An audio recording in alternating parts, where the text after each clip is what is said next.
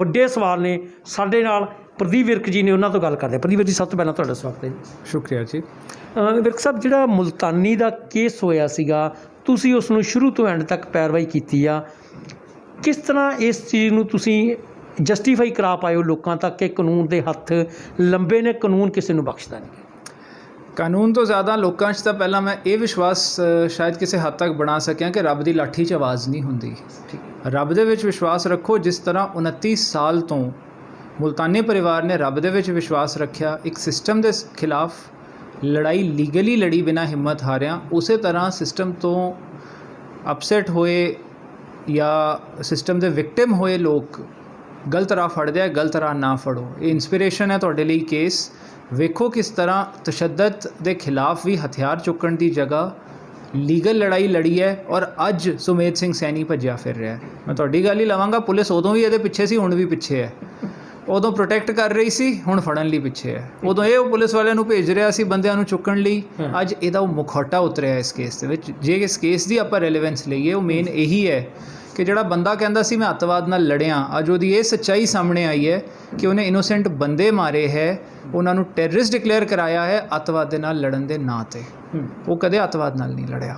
ਇਹ ਸੱਚਾਈ ਹੈ ਇਸ ਕੇਸ ਦੀ। ਅੱਛਾ, ਦੂਸਰੀ ਗੱਲ ਜਿਹੜੀ ਇਸ ਕੇਸ ਦੇ ਵਿੱਚ ਹੁਣ ਸਭ ਤੋਂ ਵੱਡੀ ਇੱਕ ਨਿਕਲ ਕੇ ਸਾਹਮਣੇ ਆ ਰਹੀ ਆ, ਇੱਕ ਬੰਦੇ ਕੋਲੇ Z+ ਦੇ ਤਕਰੀਬਨ ਸਿਕਿਉਰਿਟੀ ਹੈ, ਉਹ ਸਿਕਿਉਰਿਟੀ ਕਰਿਆ ਤੇ ਬੰਦਾ ਗਾਇਬ ਹੋ ਗਿਆ ਜੀ। ਇਹ ਤੁਹਾਨੂੰ ਕਿੱਦਾਂ ਦਾ ਗੱਲ ਲੱਗੀ ਜੀ?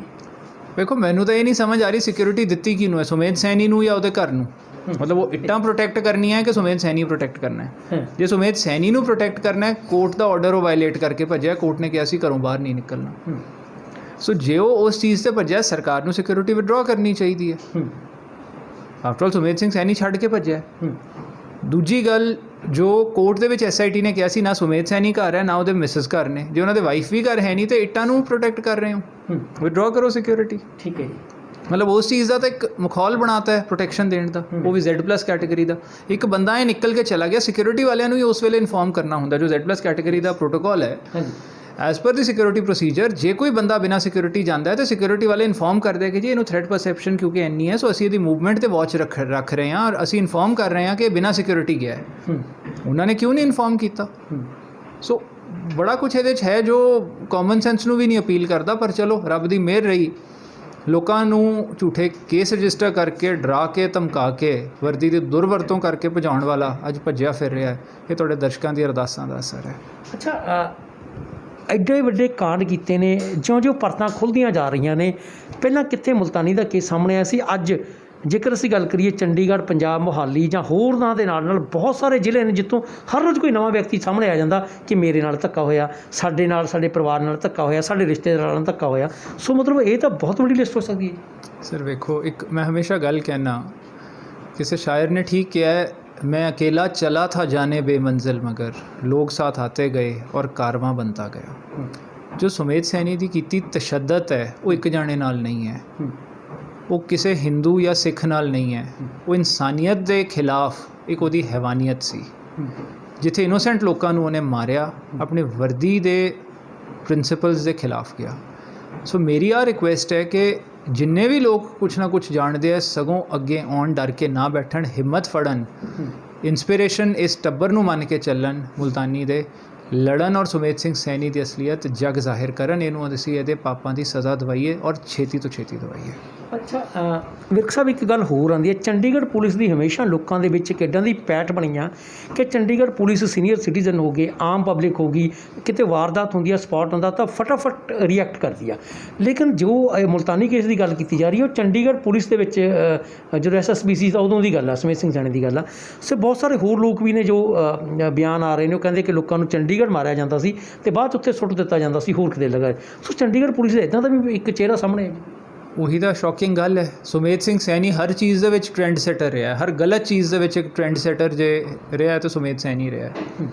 ਸੋ ਚੰਡੀਗੜ੍ਹ ਪੁਲਿਸ ਦੇ ਵਿੱਚ ਵੀ, ਪੰਜਾਬ ਪੁਲਿਸ 'ਚ ਵੀ ਇਹਨੇ ਸ਼ਰਮਸਾਰ ਪੁਲਿਸ ਨੂੰ ਕੀਤਾ, ਇਹਨੇ ਚੰਡੀਗੜ੍ਹ ਪੁਲਿਸ ਨੂੰ ਵੀ ਸ਼ਰਮਸਾਰ ਕੀਤਾ। ਔਰ ਇੰਨਾ ਸ਼ੁਕਰ ਹੈ ਕਿ ਚੰਡੀਗੜ੍ਹ ਪੁਲਿਸ, ਜਿਹੜੀ ਤੁਸੀਂ ਕਹਿ ਰਹੇ ਹੋ ਕਿ ਕੁਛ ਇਮੇਜ ਰਹੀ ਹੈ, ਆਫਟਰ ਆਲ ਜ਼ਮੀਰ ਵੀ ਉਹਨਾਂ ਪੁਲਿਸ ਵਾਲਿਆਂ ਦਾ ਹੀ ਜਾਗਿਆ ਔਰ ਸੱਚਾਈ ਉਹਨਾਂ ਨੇ ਬਿਆਨ ਕੀਤੀ ਹੈ। ਤੁਸੀਂ ਵੇਖ ਲਓ, ਪੰਜਾਬ ਪੁਲਿਸ ਦੇ ਕਿਸੇ ਅਫਸਰ ਨੇ ਸੁਮੇਧ ਸਿੰਘ ਸੈਣੀ ਦੀ ਕਦੇ ਸੱਚਾਈ ਨਹੀਂ ਬਿਆਨ ਕੀਤੀ, ਉਹਨਾਂ ਨੇ ਕੀਤੀ ਹੈ। ਅਤੇ ਸਰ, ਜਿਹੜੇ ਸੁਮੇਧ ਸਿੰਘ ਸੈਣੀ ਹੁਣ ਲਗਾਤਾਰ ਕਦੇ ਫਾਰਮ ਹਾਊਸ 'ਤੇ, ਕਦੇ ਦਿੱਲੀ, ਕਦੇ ਕਿਤੇ ਜੋ ਖਬਰਾਂ ਆ ਰਹੀਆਂ ਨੇ ਕਿ ਇੱਧਰ ਉੱਧਰ ਕਿਤੇ ਜਾ ਰਹੇ ਨੇ, ਤੁਹਾਨੂੰ ਲੱਗਦਾ ਕਿ ਹਿਮਾਚਲ ਜਾਣ ਲੱਗੇ ਸੀ, ਇੱਕ ਕਾਂਸਟੇਬਲ ਨੇ ਉਹਨਾਂ ਨੂੰ ਉੱਥੋਂ ਵਾਪਸ ਕਰਤਾ ਸੀ ਕਿ ਮੈਂ ਤੁਹਾਨੂੰ ਹਿਮਾਚਲ ਦੇ ਵਿੱਚ ਵੜਨ ਨਹੀਂ ਦਿੰਦਾ ਹੈਗਾ। ਸੋ ਅੱਜ ਕੀ ਮੋਰੈਲਿਟੀ ਹੋਵੇਗੀ ਲੋਕਾਂ ਦੀ, ਅਤੇ ਇੱਕ ਕੀ ਉਹਨਾਂ ਕੋਲ ਹੁਣ ਰਾਹ ਕੀ ਬਚਦਾ, ਗ੍ਰਿਫਤਾਰੀ ਹੋਊਗੀ ਜੀ? ਸਰ ਦੇਖੋ, ਪਹਿਲੀ ਗੱਲ ਤਾਂ ਸ਼ਾਬਾਸ਼ੀ ਉਸ ਕਾਂਸਟੇਬਲ ਨੂੰ ਮਿਲਦੀ ਹੈ ਜਿਹਨੇ ਇੱਕ ਬੰਦੇ ਨੂੰ ਆਪਣੇ ਫਰਜ਼ ਦੇ ਸਾਹਮਣੇ ਬਿਨਾਂ ਝੁਕੇ ਵਾਪਸ ਭੇਜਤਾ। ਫਰਜ਼ ਉਹਨੇ ਨਿਭਾਇਆ। ਦੂਜੀ ਗੱਲ, ਜਿਹੜਾ ਤੁਸੀਂ ਮੈਨੂੰ ਕੁਐਸਚਨ ਪੁੱਟ ਕਰ ਰਹੇ ਹੋ ਕਿ SIT ਹੁਣ ਉਹਨੂੰ ਗ੍ਰਿਫਤਾਰੀ ਕਰੂਗੀ ਉਹਦੀ ਜਾਂ ਨਹੀਂ, ਉਹ SIT ਤੇ ਹੁਣ ਗੱਲ ਉੱਠ ਰਹੀ ਹੈ ਬਿਕੋਜ਼ 3 ਦਿਨ ਹੁਣ ਬੀਤ ਗਏ, 2 ਦਿਨ ਪਹਿਲਾਂ ਬੀਤ ਗਏ, ਅੱਗੇ 3 ਦਿਨ ਇਹਨਾਂ ਕੋਲ ਹੋਰ ਨੇ, ਮੰਡੇ ਤੋਂ ਪਹਿਲਾਂ ਕੇਸ ਨਹੀਂ ਲਿਸਟ ਹੋਣਾ। ਹੁਣ ਜੇ ਇੰਨੇ ਦਿਨਾਂ ਦੇ ਵਿੱਚ ਸੁਮੇਧ ਸਿੰਘ ਸੈਣੀ ਨੂੰ ਨਾ ਫੜਨ ਤੇ ਸਰ ਮੇਰੇ ਖਿਆਲ ਨਾਲ ਤੁਸੀਂ ਸਾਰੇ SIT ਤੇ ਹੀ ਸਵਾਲ ਚੁੱਕ ਰਹੇ ਹੋ। ਮੇਰਾ ਕੁਝ ਬੋਲਣਾ ਬਣਦਾ ਨਹੀਂ, ਦੈਟ ਵਿਲ ਬੀ ਅਨਐਥਿਕਲ ਕਿ ਮੈਂ ਜਿਹੜੇ ਕੇਸ 'ਚ ਵਕੀਲ ਹਾਂ ਮੈਂ ਉਹਦੇ 'ਚ SIT ਤੇ ਸਵਾਲ ਚੁੱਕ ਲਾਂ। पर वो गल फिर हुई आती है कि तू इधर उधर की ना बात करिए, बता के काफिला क्यों लुटा, मुझे राहजन से गरज नहीं, तेरी राहबरी का सवाल है। Leadership of police is at stake. किन्ने सीरीयस ने ਉਹਦਾ ਜਵਾਬ SIT ਦੇਊਗੀ, ਮੈਂ ਉਹਦੇ 'ਚ ਕੁਝ ਨਹੀਂ ਕਹਿ ਸਕਦਾ ਹਾਂ। ਅਤੇ ਤੁਸੀਂ ਕੋਰਟ ਨੂੰ ਵੀ ਅਤੇ ਮੀਡੀਆ ਨੂੰ ਵੀ ਬੜਾ ਕਲੀਅਰ ਇਹ ਗੱਲ ਦੱਸੀ ਆ ਕਿ ਉਸ ਸਮੇਂ ਮੁਲਤਾਨੀ ਨਾਲ ਹੋਇਆ ਕੀ ਸੀ, ਕਿਸ ਤਰ੍ਹਾਂ ਜਿਹੜੀ ਜਿਹਨੂੰ ਦੇਸੀ ਮਸ਼ੀਨ ਕਿਹਾ ਜਾਂਦਾ ਉਹ ਯੂਜ਼ ਕੀਤੀ ਗਈ, ਉਹਨਾਂ ਨੂੰ ਮਤਲਬ ਕਤਲ ਕੀਤਾ ਗਿਆ, ਜਿਹੜਾ ਤੁਹਾਡੇ ਸਾਹਮਣੇ 302 ਲੱਗ ਗਈ ਆ ਹੁਣ ਉਹਨਾਂ 'ਤੇ। ਸੋ ਹੁਣ ਕੀ ਗ੍ਰਿਫਤਾਰ ਕਰਕੇ ਕੀ ਇੰਟੈਰੋਗੇਸ਼ਨ ਜਾਂ ਕੀ ਇਨਵੈਸਟੀਗੇਸ਼ਨ ਹੈ? ਦੇਖੋ ਹੁਣ ਇੱਕ ਵਾਰੀ ਗ੍ਰਿਫਤਾਰ ਹੋ ਜਾਊਗਾ ਤੇ ਇਹ ਉਹਨਾਂ ਤੋਂ ਸੁਮੇਧ ਸੈਣੀ ਤੋਂ ਪੁੱਛਣਾ ਹੈ, ਮਤਲਬ ਜੋ ਲੀਗਲੀ ਪੁੱਛਣਾ ਬਣਦਾ ਹੈ, ਜੋ ਇੰਟੈਰੋਗੇਸ਼ਨ ਦੇ ਵਿੱਚ ਹੋਣਾ ਚਾਹੀਦਾ SIT ਵੱਲੋਂ। ਮਤਲਬ ਅੱਗੇ ਕੀ ਪੁੱਛਦੇ ਉਹਨਾਂ ਦੀ ਮਰਜ਼ੀ, ਪਹਿਲਾਂ ਅਰੈਸਟ ਹੋ ਜੇ ਕਿ ਕਿਵੇਂ ਉਹਨੇ ਮੁਲਤਾਨੀ ਦੀ ਬੋਡੀ ਡਿਸਪੋਜ਼ ਆਫ ਕੀਤੀ, ਜਿਹੜਾ ਡੰਡਾ ਟੌਰਚਰ ਦੇ ਵਿੱਚ ਯੂਜ਼ ਕੀਤਾ ਹੈ, ਜਿਹੜਾ ਮੁਲਤਾਨੀ ਠੁੱਡਾਂ ਮਾਰੀਆਂ ਡੰਡੇ ਤੇ, ਉਹ ਡੰਡਾ ਕਿਵੇਂ ਡਿਸਪੋਜ਼ ਆਫ ਕੀਤਾ, ਮੁਲਤਾਨੀ ਦੇ ਕੱਪੜੇ ਕਿਵੇਂ ਡਿਸਪੋਜ਼ ਆਫ ਕੀਤੇ, ਕਿਹੜੀ ਪੁਲਿਸ ਟੀਮ ਭੇਜੀ ਡਿਸਪੋਜ਼ ਆਫ ਕਰਨ ਲਈ ਬੋਡੀ, ਚੁੱਕਣ ਵੇਲੇ ਕਿਹੜੇ ਕਿਹੜੇ ਬੰਦੇ ਇਨਵੋਲਵਡ ਸੀ, ਉਹ ਸਾਰਾ ਕੁਝ ਹੁਣ ਇਹਨੂੰ ਕਸਟਡੀ 'ਚ ਲੈ ਕੇ ਹੀ ਪੁੱਛਿਆ ਜਾ ਸਕਦਾ ਹੈ। ਸੋ ਉਹ ਚੀਜ਼ਾਂ ਲਈ ਕਸਟੋਡੀਅਲ ਇੰਟੈਰੋਗੇਸ਼ਨ ਦੀ ਅਰੈਸਟ ਬਹੁਤ ਜ਼ਰੂਰੀ ਹੈ। ਅੱਛਾ ਸਰ, ਇਨਸਾਨੀਅਤ ਦੀ ਜੇਕਰ ਅਸੀਂ ਗੱਲ ਕਰੀਏ, ਪੁਲਿਸ ਦਾ ਇੰਟੈਰੋਗੇਟ ਕਰਨਾ ਇੱਕ, ਕਿਉਂਕਿ ਕਿਸੇ 'ਤੇ ਕੋਈ ਐਲੀਗੇਸ਼ਨ ਲੱਗਦਾ ਤਾਂ ਪੁਲਿਸ ਇੰਟੈਰੋਗੇਟ ਜ਼ਰੂਰ ਕਰਦੀ ਆ। ਸੋ ਉਹ ਇੱਕ ਹੱਦ ਹੁੰਦੀ ਆ ਜਿੱਥੋਂ 3rd ਡਿਗਰੀ ਸ਼ੁਰੂ ਕਹਿੰਦੇ ਆਪਾਂ, ਅਤੇ ਉਸ ਤੋਂ ਵੀ ਬਿਯੋਂਡ ਮਤਲਬ ਅੱਗੇ ਜਾ ਕੇ ਗੱਲਾਂ ਨੇ। ਸੋ ਇੱਕ ਪੁਲਿਸ ਦਾ, ਪੰਜਾਬ ਪੁਲਿਸ ਦਾ ਜਾਂ ਇੱਦਾਂ ਦੇ ਅਫਸਰਾਂ ਦਾ ਮਖੌਟਾ ਜਾਂ ਚਿਹਰਾ ਜਾਂ ਵਰਦੀ ਦੀ ਜਿਹੜੀ ਇੱਕ ਲੋਕਾਂ ਸਾਹਮਣੇ ਛਵੀ ਕਿੱਦਾਂ ਦੀ ਬਣਦੀ ਹੈ ਜੀ? ਦੇਖੋ ਇਹਦੇ ਨਾਲ ਬਹੁਤ ਸ਼ਰਮਸਾਰ ਛਵੀ ਬਣ ਰਹੀ ਹੈ, ਨਾ ਸਿਰਫ ਪੁਲਿਸ ਦੀ, ਸਾਰੇ ਦੇਸ਼ ਦੀ। ਕਿ ਇਹੋ ਜਿਹਾ ਤੁਸੀਂ ਦੇਖੋ ਯੂਨਾਈਟਿਡ ਨੇਸ਼ਨਸ ਜਨਰਲ ਅਸੈਂਬਲੀ ਦੇ ਵਿੱਚ ਇੱਕ 2013 'ਚ ਰਿਪੋਰਟ ਉਹਨਾਂ ਨੇ ਕੀਤੀ ਸੀ, ਪੇਸ਼ ਕੀਤੀ ਸੀ, ਜਿਹਦੇ 'ਚ ਬੜੀ ਕਲੀਅਰਲੀ ਇਹ ਲਿਖਿਆ ਕਿ ਇੰਡੀਆ ਇੱਕ ਇਹੋ ਜਿਹਾ ਦੇਸ਼ ਹੈ ਜਿੱਥੇ ਸੁਮੇਧ ਸਿੰਘ ਸੈਣੀ ਵਰਗੇ ਹਿਊਮਨ ਰਾਈਟਸ ਦੇ ਵਾਇਲੇਟਰਸ ਨੂੰ DGP director general of police ਦੇ ਰੈਂਕ ਤੱਕ ਲਿਜਾਇਆ ਜਾ ਰਿਹਾ ਹੈ, ਔਰ ਉਹਦੇ ਮਾਰੇ ਹੋਏ ਫੈਮਿਲੀਜ਼ ਨੂੰ ਅਸੀਂ ਇੰਟਰਵਿਊ ਕੀਤਾ। ਹੁਣ ਇਸ ਤੋਂ ਜ਼ਿਆਦਾ ਸ਼ਰਮਸਾਰ ਗੱਲ ਸਾਡੇ ਲਈ ਕੀ ਹੈ? ਮਤਲਬ ਮੇਰੇ ਖਿਆਲ ਨਾਲ ਉਹ ਜਵਾਬ ਇੱਥੇ ਹੀ ਆ ਜਾਂਦਾ ਹੈ ਕਿ ਇੰਟਰਨੈਸ਼ਨਲ ਲੈਵਲ 'ਤੇ ਸੁਮੇਧ ਸਿੰਘ ਸੈਣੀ ਵਰਗਿਆਂ ਨੇ ਸਾਨੂੰ ਸ਼ਰਮਸਾਰ ਕਰਵਾਤਾ। ਅਤੇ ਅੱਛਾ, ਇੱਕ ਤੁਸੀਂ ਅਪੀਲ ਕੀਤੀ ਹੈ ਲੋਕਾਂ ਨੂੰ ਕਿ ਲੋਕਾਂ ਨੂੰ ਡਰਨਾ ਨਹੀਂ ਚਾਹੀਦਾ, ਅੱਗੇ ਆਉਣਾ ਚਾਹੀਦਾ। ਸੋ ਇਹ ਅਪੀਲ ਸਿਰਫ ਲੋਕਾਂ ਦੇ ਲਈ ਆ ਜਿਨ੍ਹਾਂ ਦਾ ਟੌਰਚਰ ਹੋਇਆ ਜਾਂ ਜਿਨ੍ਹਾਂ ਦਾ ਨੁਕਸਾਨ ਹੋਇਆ, ਜਾਂ ਉਹ ਪੁਲਿਸ ਅਫਸਰ, ਜਿਵੇਂ ਤੁਹਾਡੇ 2 ਪੁਲਿਸ ਅਫਸਰ ਵਾਧਾ ਗਵਾਹ ਬਣੇ ਨੇ, ਅਤੇ ਕੋਈ ਉਹਨਾਂ ਪੁਲਿਸ ਵਾਲਿਆਂ ਦੇ ਲਈ ਹੈ ਜਿਹੜੇ ਸੁਮੇਧ ਸਿੰਘ ਸੈਣੀ ਦੇ ਕਾਲੀਆਂ ਕਰਤੂਤਾਂ ਦੇ ਵਿੱਚ ਸ਼ਾਮਲ ਰਹੇ ਨੇ? ਸਾਰਿਆਂ ਲਈ ਹੈ ਜੀ। ਉਹ ਤਾਂ ਹੁਣ ਕਿਹਦਾ ਜ਼ਮੀਰ ਜਾਗਦਾ ਹੈ, ਕੌਣ ਅੱਗੇ ਆਉਂਦਾ ਹੈ, ਕੌਣ ਹਿੰਮਤ ਫੜਦਾ ਹੈ। ਹੁਣ ਜਿਵੇਂ ਇੱਕ ਜਣੇ ਨੇ ਸੋਸ਼ਲ ਮੀਡੀਆ 'ਤੇ ਦੇਖ ਕੇ ਉਹ ਅੱਗੇ ਆਇਆ ਕਿ ਜੀ ਮੈਂ ਆਈ ਵਿਟਨੈਸ ਹਾਂ, ਉਹਨੂੰ ਕੋਈ ਅਪੀਲ ਨਹੀਂ ਕੀਤੀ ਕਿਸੇ ਨੇ, ਕੁਝ ਨਹੀਂ, ਉਹ ਆਪ ਅੱਗੇ ਆਇਆ। ਇੱਕ ਲਾਇਰ ਜਿਹੜੇ ਵਿਟਨੈਸ ਸੀਗੇ, ਮੈਨੂੰ ਪਤਾ ਸੀ, ਉਹਨਾਂ ਨੂੰ ਮੈਂ ਫ਼ੋਨ ਕਰਕੇ ਕਿਹਾ ਕਿ ਮੈਮ ਜੇ ਤੁਹਾਨੂੰ ਸੱਚਾਈ ਪਤਾ ਹੈ ਪਲੀਜ਼ ਕੋਰਟ 'ਚ ਆ ਕੇ ਬਿਆਨ ਕਰੋ, ਤੁਸੀਂ ਆਏ ਵਿਟਨੈਸ ਸੀ? ਕਹਿੰਦੇ ਹਾਂ ਮੈਂ ਸੀ। ਉਹਨਾਂ ਨੇ ਕੋਰਟ 'ਚ ਆ ਕੇ ਸੱਚਾਈ ਬਿਆਨ ਕੀਤੀ। ਸੋ ਇਸ ਕਰਕੇ ਇਹ ਇੱਕ ਕ੍ਰਾਈਮ ਅਗੇਂਸਟ ਸੁਸਾਇਟੀ ਹੁੰਦਾ ਹੈ, ਜਿਹਦੇ ਲਈ ਸਾਡਾ ਸਾਰਿਆਂ ਦਾ ਫਰਜ਼ ਹੁੰਦਾ ਹੈ ਕਿ ਜਿਹਨੂੰ ਜੋ ਪਤਾ ਹੈ ਉਹਨੂੰ ਅੱਗੇ ਲਿਆ ਕੇ ਉਹ ਸੱਚਾਈ ਬਿਆਨ ਕਰਵਾਈਏ। ਅੱਛਾ ਸਰ, ਇੱਕ ਗੱਲ ਕਾਨੂੰਨ ਬਾਰੇ ਵੀ ਕਹੀ ਜਾਂਦੀ ਹੈ ਕਿ ਜਿਵੇਂ 30 ਸਾਲ ਬਾਅਦ ਇਹ ਗੱਲ ਰੀਓਪਨ ਹੋਈ ਆ। ਚਲੋ ਜੇ ਹੁਣ ਉਸ ਸਮੇਂ ਉਹਨਾਂ ਦੀ ਕੋਈ 50 ਸਾਲ ਦਾ ਹੋਵੇਗਾ, ਅਤੇ ਜੇ ਉਹਦਾ ਪੋਤਾ ਜਾਂ ਮਤਲਬ ਬੇਟੇ ਦੀ ਇਹ ਗੱਲ ਹੋਊਗੀ ਤਾਂ 30 ਸਾਲ ਬਾਅਦ ਮਤਲਬ ਬੰਦੇ ਦੀ ਡੈਥ ਦੇ ਨੇੜੇ ਚਲ ਜਾਂਦਾ, ਕਿਉਂਕਿ ਜਿਹੜੀ ਉਮਰ ਹੈਗੀ ਆ 60 ਕੁ ਸਾਲ ਦੀ ਮੰਨੀ ਜਾਂਦੀ ਆ। ਸੋ ਇਹਦੇ ਵਿੱਚ ਕਿਤੇ ਨਾ ਕਿਤੇ ਉਹ ਜਿਹੜੀ ਫੈਮਿਲੀ ਨੇ ਉਹਨਾਂ ਨੂੰ ਲੱਗਦਾ ਕਿ ਇੰਨਾ ਸਮਾਂ ਕਾਨੂੰਨ ਦੇ ਵਿੱਚ ਇੱਦਾਂ ਦੀ ਚੀਜ਼ਾਂ ਸਾਹਮਣੇ ਆਉਣ ਲੱਗ ਜਾਂਦਾ। ਇਸੇ ਕਰਕੇ ਕਿਹਾ ਕਿ ਮੁਲਤਾਨੀ ਫੈਮਿਲੀ ਤੋਂ ਇੰਸਪੀਰੇਸ਼ਨ ਡਰਾ ਕਰੋ ਕਿ ਸਿਸਟਮ ਦੇ ਖਿਲਾਫ ਲੜਨ ਲੱਗਿਆ ਉਹ ਜਿੰਨੇ ਮਰਜ਼ੀ ਵੱਡੇ ਵਿਕਟਿਮ ਬਣ ਗਏ, ਜਿੰਨਾ ਮਰਜ਼ੀ ਸਫ਼ਰ ਕਰ ਗਏ, ਉਹ ਪਿੱਛੇ ਨਹੀਂ ਹਟੇ, ਹਿੰਮਤ ਨਹੀਂ ਹਾਰੀ ਔਰ ਗਲਤ ਰਾਹ ਨਹੀਂ ਫੜਿਆ। ਉਹਨਾਂ ਨੇ ਹਥਿਆਰ ਨਹੀਂ ਚੁੱਕੇ। ਮੁਲਤਾਨੀ ਦੇ ਫਾਦਰ ਇਨਸਾਫ ਦਾ ਇੰਤਜ਼ਾਰ ਕਰਦੇ ਹੋਏ ਮਰ ਗਏ 2014 'ਚ। ਅੱਜ ਬ੍ਰਦਰ ਨੇ ਕੰਟੀਨਿਊ ਕੀਤਾ। ਸੋ ਅਗਲੀ ਜਨਰੇਸ਼ਨ ਇਨਸਾਫ ਲਈ ਲੜ ਰਹੀ ਹੈ।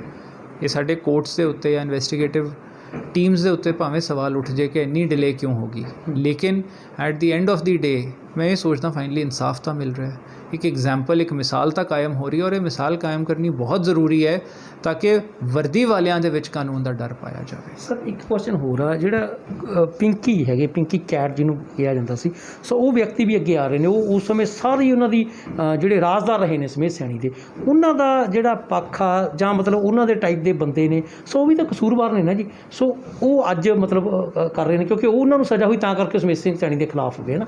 ਸੋ ਉਹਨਾਂ ਦੇ ਬਾਰੇ ਉੱਦਾਂ ਦੇ ਵਿਅਕਤੀਆਂ ਦੇ ਵਕਤੀਤਵ ਬਾਰੇ ਕੀ ਕਹਿਣਾ ਚਾਹੋਗੇ? ਨਹੀਂ, ਉਹ ਤਾਂ ਅਗਲੇ ਨੇ ਜੋ ਅਫੈਂਸ ਦੱਸੇ ਹੈ ਤਾਂ ਉਹ ਤਾਂ ਪਿੰਕੀ ਨੂੰ ਵੀ ਲਾਅ ਪਤਾ ਹੈ, ਪਿੰਕੀ ਕੰਪਲੇਂਟ ਦੇ ਕੇ ਪ੍ਰੋਸੈਸ ਆਫ ਲਾਅ ਇਨੀਸ਼ੀਏਟ ਕਰਵਾ ਸਕਦਾ ਹੈ। ਠੀਕ ਹੈ, ਜੇ ਉਹਨੇ ਕੰਪਲੇਨੈਂਟ ਬਣਨਾ ਹੈ ਤੇ ਕੰਪਲੇਂਟ ਜਿੱਥੇ ਮਰਜ਼ੀ ਦੇ ਲਵੇ, ਉਹਦੇ 'ਚ ਤਾਂ ਕੋਈ ਦਿੱਕਤ ਹੀ ਨਹੀਂ ਹੈ। ਉਹ ਪ੍ਰੈਸ 'ਚ ਬਿਆਨ ਕਰਨ ਬਾਰੇ ਜਾਂ ਬਾਕੀ ਚੀਜ਼ਾਂ ਬਾਰੇ ਮੈਂ ਕੀ ਕਹਿ ਸਕਦਾ, ਉਹ ਕਿਉਂ? ਲਾਸਟ ਕੁਐਸਚਨ ਹੈ ਜੀ, ਸਮੇਤ ਸਿੰਘ ਸੈਣੀ ਦੇ ਲਈ ਕੋਈ ਰਾਹ ਤੁਸੀਂ ਛੱਡਿਆ? ਅਜੇ ਤਾਂ ਬਹੁਤ ਰਾਹ ਹੈ ਜੀ, ਹਾਈ ਕੋਰਟ 'ਚ ਲੜ ਰਿਹਾ ਹੈ, ਸੋ ਉੱਥੇ ਕੀ ਹੁੰਦਾ ਦੇਖਦੇ ਹਾਂ, ਫਿਰ ਸੁਪਰੀਮ ਕੋਰਟ ਕੌਣ ਜਾਂਦਾ ਹੈ। ਇਹ ਤਾਂ ਲੰਬੀ ਲੜਾਈ ਹੈ, ਪਰ ਲੜਾਂਗੇ ਅਖੀਰ ਤੱਕ, ਔਰ ਇਹਦੇ ਪਾਪਾਂ ਦੀ ਸਜ਼ਾ ਵੀ ਜ਼ਰੂਰ ਦਿਵਾਵਾਂਗੇ। ਬਸ ਦਰਸ਼ਕਾਂ ਨੂੰ ਕਹੋ ਅਰਦਾਸਾਂ ਬਰਕਰਾਰ ਰੱਖੋ। ਥੈਂਕ ਯੂ, ਮਿਹਰਬਾਨੀ। ਸੋ ਇਹ ਸੀ ਪ੍ਰਦੀਪ ਵਿਰਕ ਜੀ, ਜਿਨ੍ਹਾਂ ਨੇ ਬੜੇ ਵਧੀਆ ਤਰੀਕੇ ਨਾਲ ਇਹ ਗੱਲ ਸਮਝਾਈ ਆ ਕਿ ਕਾਨੂੰਨ ਦੇ ਹੱਥ ਕਿੰਨੇ ਲੰਬੇ ਨੇ। ਲਾਠੀ ਹੈ ਜਿਹੜੀ ਰੱਬ ਦੀ, ਉਹ ਬੇਆਵਾਜ਼ ਹੁੰਦੀ ਹੈ, ਲੇਕਿਨ ਜਦੋਂ ਪੈਂਦੀ ਆ ਤਾਂ ਬੜਾ ਦਰਦ ਕਰਦੀ ਆ। ਸੋ ਕਿਸੇ ਨੂੰ ਡਰਨ ਦੀ ਲੋੜ ਨਹੀਂ। ਜੇਕਰ ਕੋਈ ਕਿਸੇ ਦੇ ਨਾਲ ਕੋਈ ਗਲਤ ਹੋਇਆ ਤਾਂ ਉਹ ਇਹਨਾਂ ਤੱਕ ਪਹੁੰਚ ਕਰ ਸਕਦੇ ਨੇ ਜਾਂ ਕਾਨੂੰਨ ਤੱਕ ਪਹੁੰਚ ਕਰ ਸਕਦੇ ਨੇ। ਅੱਜ ਨਹੀਂ ਕੱਲ੍ਹ ਤੁਹਾਨੂੰ ਇਨਸਾਫ ਜ਼ਰੂਰ ਮਿਲੂਗਾ। ਸਮੇਤ ਸਿੰਘ ਸੈਣੀ ਜਿਹੜੇ ਕਿ ਆਪਣੀ ਜਿਹੜੀ ਛਤਰੀ ਦਿੱਤੀ ਹੋਈ ਸੀਗੀ, ਉਹਨਾਂ ਨੂੰ ਪ੍ਰੋਟੈਕਸ਼ਨ ਦਿੱਤੀ ਹੋਈ ਸੀਗੀ, ਸੋ ਉਹ ਸਿਰਫ ਉਹਨਾਂ ਦੇ ਹੁਣ ਘਰ ਦੀ ਕੀਤੀ ਜਾ ਰਹੀ ਹੈ, ਉਹ ਕਿੱਥੇ ਨੇ ਕੁਝ ਨਹੀਂ ਪਤਾ। SIT ਨੂੰ ਚਾਹੀਦਾ ਕਿ ਉਹ ਪੁੱਛੇ ਜਾਂ ਸਰਕਾਰ ਪੁੱਛੇ ਜਾਂ ਉਹਨਾਂ ਦੀ ਜਿਹੜੀ ਸਿਕਿਉਰਿਟੀ ਆ ਉਹ ਵਿਡਰਾ ਕੀਤੀ ਜਾਵੇ। ਬਹੁਤ ਸਾਰੀਆਂ ਗੱਲਾਂ ਸਾਡੇ ਨਾਲ, ਸਾਡੇ ਦਰਸ਼ਕਾਂ ਦੇ ਨਾਲ ਸਾਂਝੀਆਂ ਕੀਤੀਆਂ ਨੇ। ਸੋ ਇਹ ਤੁਸੀਂ ਕਿੱਦਾਂ ਦੀ ਤੁਹਾਨੂੰ ਗੱਲ ਲੱਗੀ ਹੈ? ਜੇਕਰ ਤੁਹਾਡਾ ਵੀ ਕੋਈ ਸਵਾਲ ਹੈਗਾ ਤਾਂ ਤੁਸੀਂ ਜਿਹੜਾ ਇਨਬਾਕਸ ਦੇ ਵਿੱਚ ਦੱਸ ਸਕਦੇ ਹੋ, ਤਾਂ ਇਹਨਾਂ ਕੋਲੋਂ ਤੁਹਾਡਾ ਜਵਾਬ ਤੁਹਾਨੂੰ ਜ਼ਰੂਰ ਦਿੱਤਾ ਜਾਵੇ। ਹਰਪ੍ਰੀਤ ਸਿੰਘ ਜਸਵਾਲ, ਪੰਜਾਬ ਕੇਸਰੀ, ਜਗਬਾਣੀ TV, ਚੰਡੀਗੜ੍ਹ।